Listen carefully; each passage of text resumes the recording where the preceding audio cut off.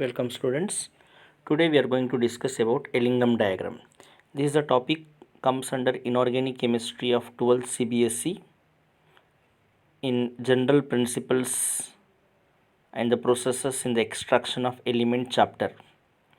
So in Ellingham diagram, before going to discuss about this Ellingham diagram, it's a totally new topic to you. Let us recall the basic information what we have learned in 11th or first PUC.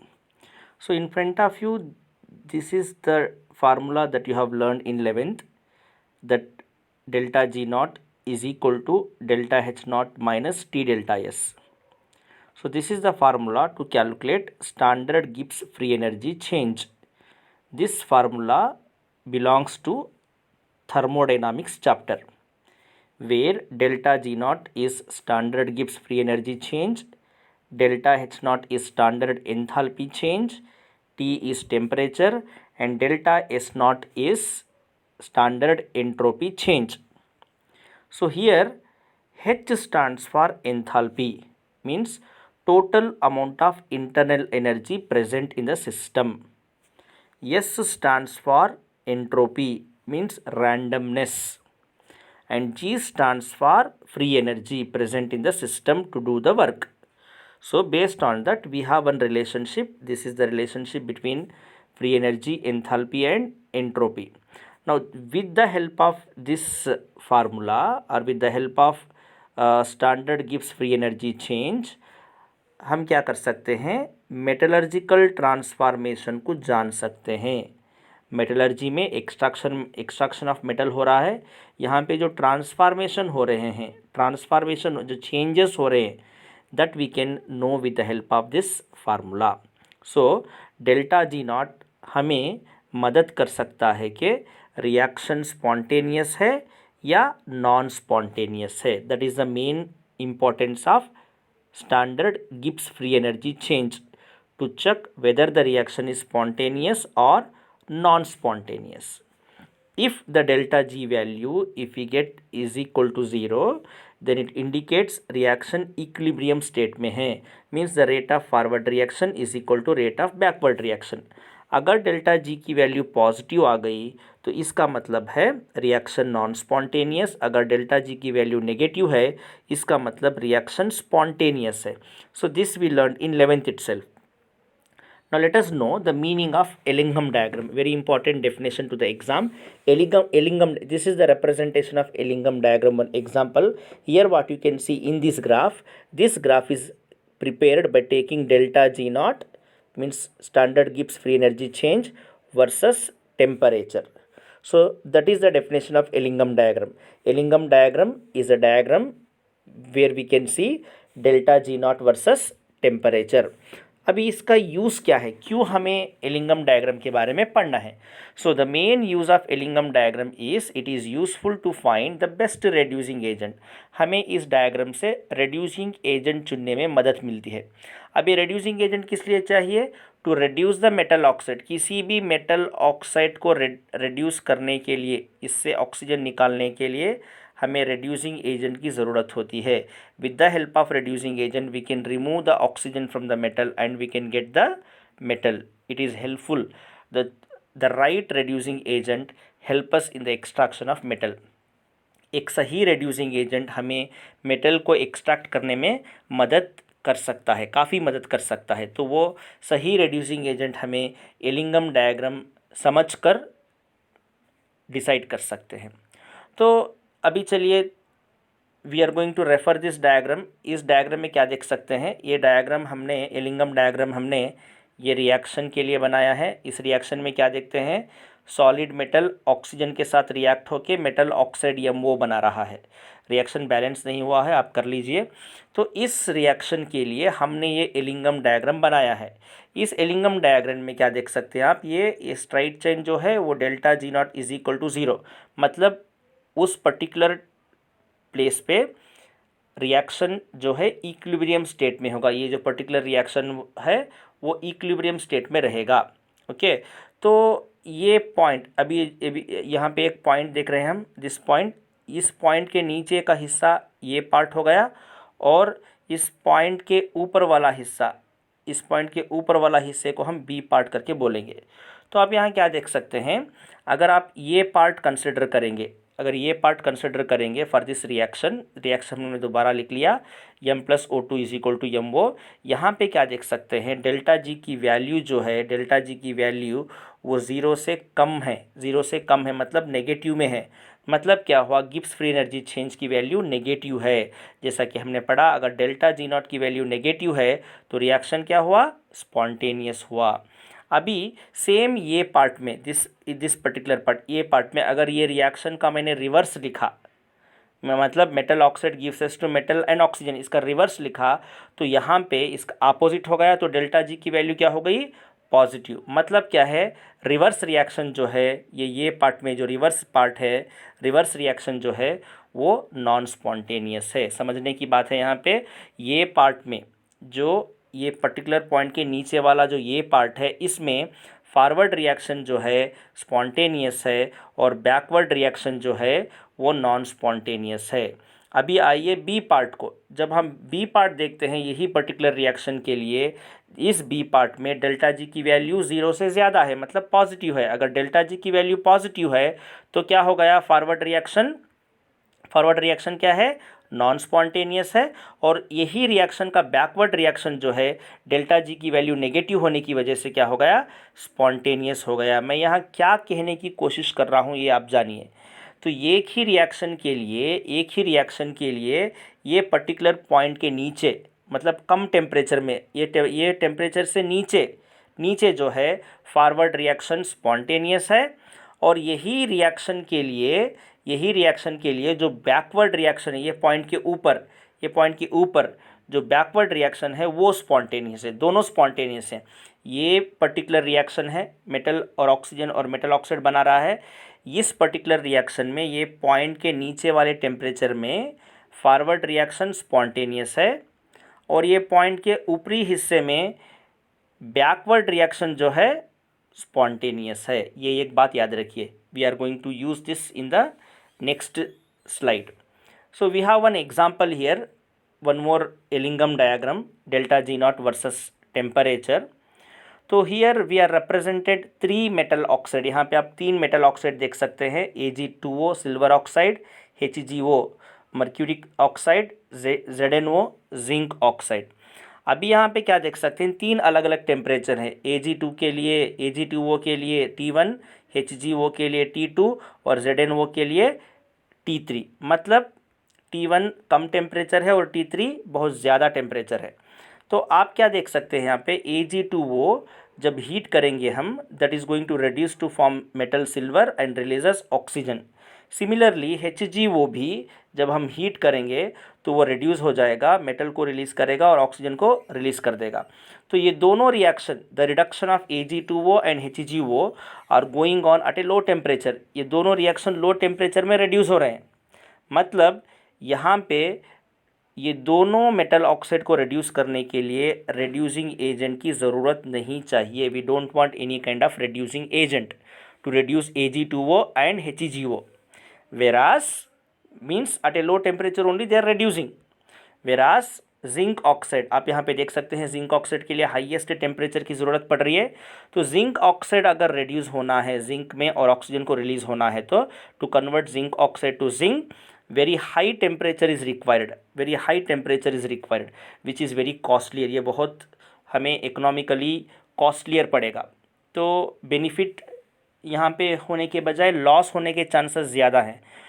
तो here we will go to use reducing agent instead of heating. यहाँ पे heat करने के बजाय हम क्या करेंगे, एक रिड्यूसिंग एजेंट को चूज़ करेंगे। तो यूजुअली हम जिंक ऑक्साइड को रिड्यूस करने के लिए कोक की मदद लेते हैं।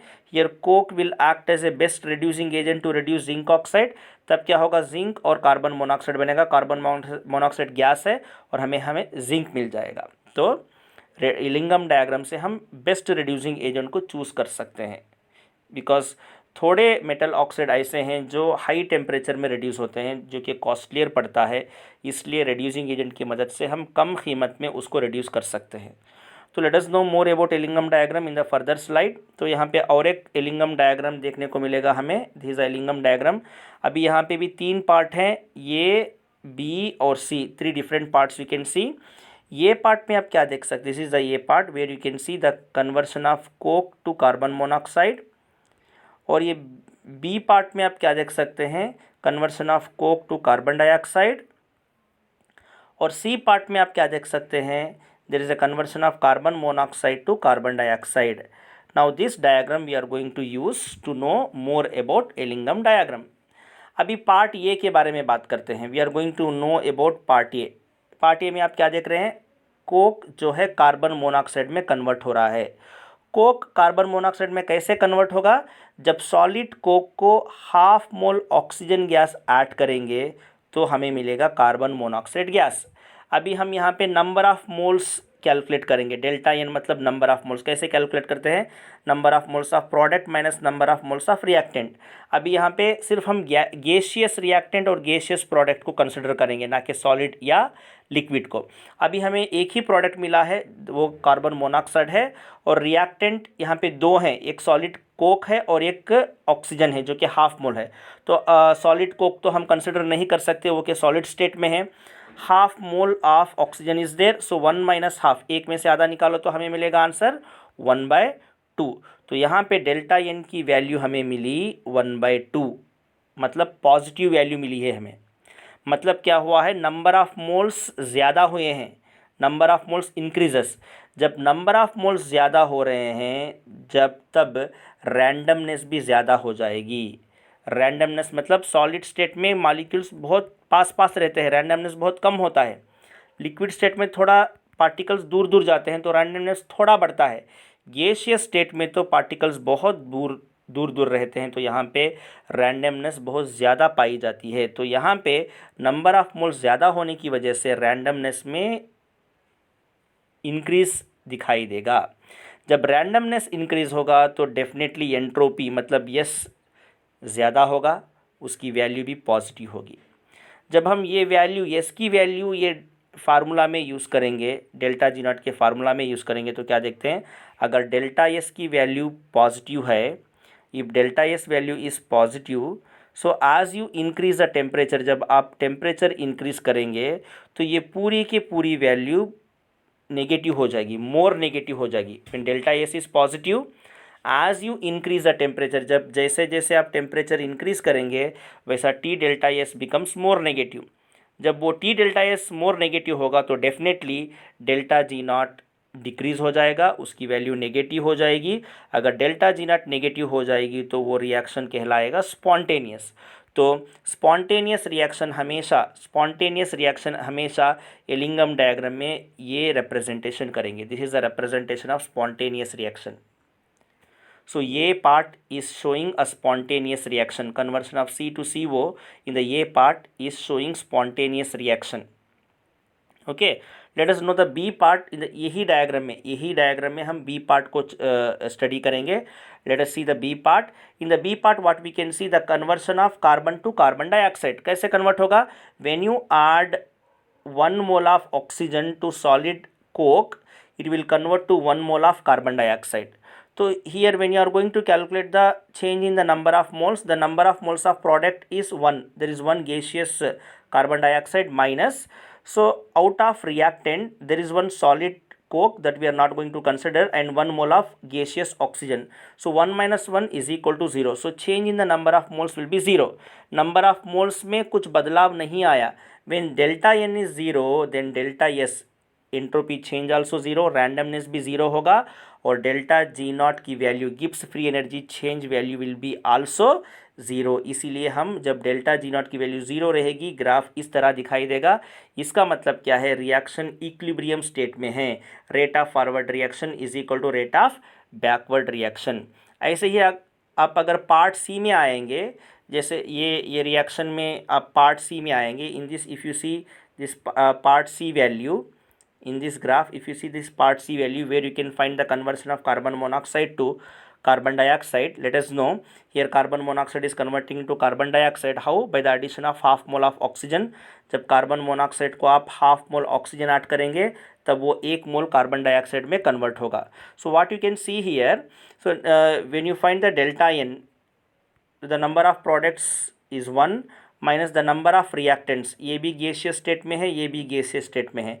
कार्बन मोनोऑक्साइड 1 मोल है और ऑक्सीजन हाफ मोल है, सो 1.5. सो 1 माइनस 1.5 इज -1/2. मतलब क्या होगा यहाँ पे, डेल्टा एन की वैल्यू में डिक्रीज हो जाएगा. There is a decrease in the number of moles. In part C there is a decrease in the number of moles that leads to decrease in the randomness. When the randomness decreases, definitely entropy S also decreases. When entropy decreases, delta S also becomes negative. When you use this formula to understand, जब आप देखेंगे तो delta S अगर negative होगा तो आज you increase the temperature ये पूरी वैल्यू पॉजिटिव हो जाएगी. जब टी डेल्टा एस की वैल्यू पॉजिटिव हो जाएगी then definitely delta G naught जो है ज़्यादा हो जाएगा, मतलब पॉजिटिव होगा डेल्टा जी नॉट. अगर डेल्टा जी नॉट पॉजिटिव हो गया तो वो बन गया non spontaneous reaction. So non spontaneous reaction always you can find like this. This is equilibrium. और spontaneous reaction always like will be this in this way representation. So let us move to the next part of the Ellingham diagram. So here we can understand much better about the Ellingham diagram. तो यहाँ आपको और एक Ellingham diagram देखने को मिलेगा. Same जैसे कि हमने ये बी और सी पार्ट पढ़ा था उसके साथ साथ हम ये पार्ट पढ़ा था, बी और सी पार्ट पढ़ा था, उसके साथ साथ और एक ग्राफ आप देख सकते हैं कि जिंक ऑक्साइड जैसे ही टेम्परेचर ज़्यादा होगा ये पर्टिकुलर पॉइंट के बाद आप एक रैपिड इंक्रीज देखेंगे ग्राफ में. मतलब यहाँ पे रैपिड चेंज जो क्या हो रहा है, सॉलिड स्टेट से डायरेक्टली लिक्विड स्टेट में कन्वर्ट हो रहा है, सडनली कन्वर्ट हो रहा है जिंक ऑक्साइड. तो अभी यहाँ पे हमें डिसाइड करना है कि दो यहाँ पे रिड्यूसिंग एजेंट है. सो एक तो है कार्बन मोनोऑक्साइड, एक तो है कोक. हमें यहाँ डिसाइड करना है कि कार्बन मोनोऑक्साइड और कोक में कौन सा सबसे बेहतर रिड्यूसिंग एजेंट है जिंक ऑक्साइड के लिए.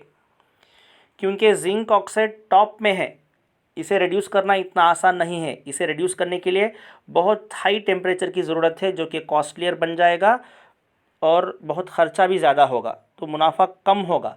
इसीलिए हमें एक बेस्ट रिड्यूसिंग एजेंट चूज़ करना है जो कम से कम इन्वेस्टमेंट में हमें जिंक एक्सट्रैक्शन करवा दे. तो we need to decide which is the best reducing agent, carbon means coke और carbon monoxide. So both can reduce zinc oxide. Carbon monoxide भी जिंक ऑक्साइड को रिड्यूस कर सकता है, कोक भी जिंक ऑक्साइड को रिड्यूस कर सकता है, जैसे आप यहाँ पे रिएक्शन में देख सकते हैं. तो we have 2 tricks to understand. तो ट्रिक 1 क्या कह रही है, the metal oxide place higher in the diagram. The metal oxide place higher in the diagram. अभी ये डायग्राम में कौन सा मेटल ऑक्साइड हाइयर पोजिशन पे है, of course zinc oxide. Can be reduce, अभी ये zinc oxide can be reduce, ये हाइयर पोजीशन में है और that can be reduce by the element. कौन से एलिमेंट से, involve in the formation of oxide. अभी यहाँ पे देख सकते हैं आप ऑक्साइड फॉर्मेशन, कार्बन डाइऑक्साइड ये भी एक ऑक्साइड है, कार्बन मोनोऑक्साइड ये भी एक ऑक्साइड है, कार्बन डाइऑक्साइड ये भी एक ऑक्साइड है. तो involve in the formation of oxide place lower in the diagram. अभी ये जिंक ऑक्साइड को रिड्यूस करने के लिए हमें ऐसा एलिमेंट लेना है जो डायग्राम में सबसे नीचे रिप्रेजेंट किया है. तो सबसे नीचे वाला रिप्रेजेंट किया हुआ है एलिमेंट ये कोक. यहाँ पे देख सकते हैं this is the element which is involving in the formation of oxide and that is place lower in the diagram. तो मतलब क्या है, ट्रिक 1 के हिसाब से जिंक ऑक्साइड को रिड्यूस करने के लिए कोक एक बेस्ट रिड्यूसिंग एजेंट है.